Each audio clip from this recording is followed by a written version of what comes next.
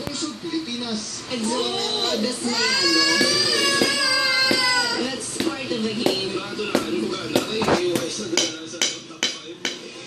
Hindi, kay napatali mo siya dito sa top 5. Na paano ka? Sila Stimosa Hindi pwede, sa kanya yan. Siya naglalaro niyan. sa titulo.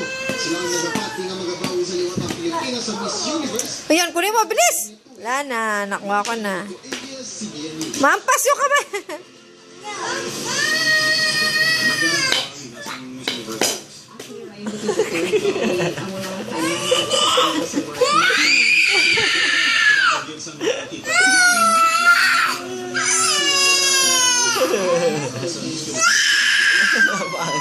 Drake, give mo sa kanya na. Sige na, bebeng. Drake! Adik.